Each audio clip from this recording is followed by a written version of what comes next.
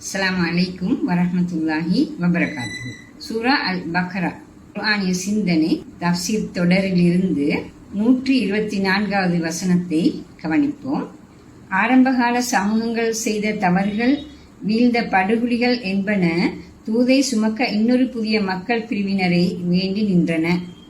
உலகளாவிய ரீதியில் தூதை எடுத்துச் செல்ல அப்படியானதொரு மக்கள் பிரிவு அவசியப்பட்டது. இந்நிலையில் பிரதான மார்க்கங்களது உள்ளார்ந்த வரலாற்றை சொல்வது அவசியமாயிற்று. அக்கருத்தை விளக்கும் வகையிலேயே இப்ராஹிம் அலைஹிஸ்ஸலாம் அவர்கள் மக்காவில் கஅபாவை நிர்மாணித்தமை, அங்கு செய்த பிரார்த்தனை என்பவற்றை இப்பகுதி விளக்குகிறது. அந்த கருத்து பின்னணியிலேயே கிப்லா மாற்றப்பட்ட சர்ச்சையையும் அத்தியாயம் அடுத்து விளக்குகிறது. இப்போது அல் குர்ஆனின் மிகவும் தர்க்கபூர்வமான அழகிய அந்த விளக்கத்தை அதன் வசனங்களுடன் விளக்குவோம்.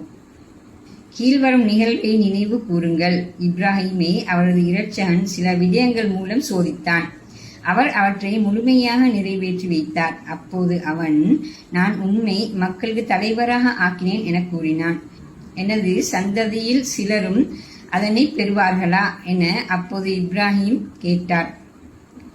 அதற்கு அவன், நான் கொடுத்த வாக்குறுதி அநியாயக்காரர்களே சேராது என்று கூறினான். வசனம் 124.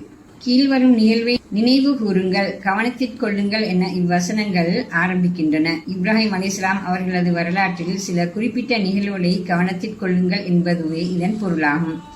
அவ்வாறு கவனத்திற் கொள்ள வேண்டிய விடயங்களில் முதலாவதாக இப்ராஹிம் அலைஹிஸ்ஸலாம் அவர்கள் பெற்ற தலைமையை அவ்வசனங்கள் குறிக்கின்றன. பல்வேறு பொறுப்புகளையும் கடமைகளையும் கொடுத்து இறைவன் அவரை சோதித்தான். சோதித்தான் என்ற பதம் பயிற்றுவித்தான், பயிற்சியில் தேறி அவர் தகுதியானவராக ஆகினார் என்ற கருத்துக்களை கொடுக்கிறது. கலிமாத் என்ற சொல் கடமைகளையும் பொறுப்புகளையும் குறிக்கிறது. இப்னு அப்பாஸ் ரலியல்லாஹு அன்ஹு இஸ்லாத்தின் அனைத்து வகை பண்புகளையும் இது குறிக்கும் என்று விளக்குகிறார். 4 அத்தியாயங்களிலிருந்து பல வசனங்களை திரட்டி இதனை அவர் தெளிவுபடுத்துகிறார். இப்ராஹிம் அலைஹிஸ்ஸலாம் கடமைகளையும் பொறுப்புகளையும் மிகச் சரியாக நிறைவேற்றி வைத்தார். அந்த வகையில் தலைமை பதவியை அவர் பெற்றார்.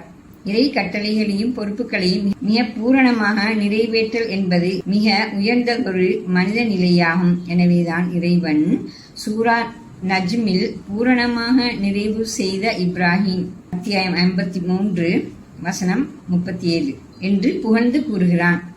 நாம் உம்மை மக்களுக்கு தலைவராக நியமித்தோம் என இறைவன் கூறிய போது இப்ராஹிம் அலைஹிஸ்ஸலாம் தனது சந்ததியினர் சிலருக்கு அது கிடைக்க வேண்டும் என விரும்பினார் என இவ்வசனம் சொல்கிறது.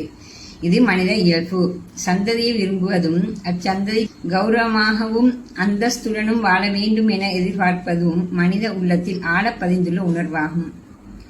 இப்ராஹிம் அலைஹிஸ்ஸலாம் இந்த பின்னணியிலேயே அவ்வாறு கேட்டார்கள். இப்ராஹிம் அலைஹிஸ்ஸலாம் முழுமையாக தனது சந்ததியினருக்கு மட்டுமே தலைமை வேண்டும் என கேட்கவில்லை. சந்ததியினரில் சிலராவது அதனை பெற வேண்டும் என நியாயமாகவே கேட்டார்கள். இறைவன் அப்பிரார்த்தனையை மறுக்கவில்லை. ஆனால் ஒரு பொது விதியை இறைவன் இப்பகுதியில் கூறினான்.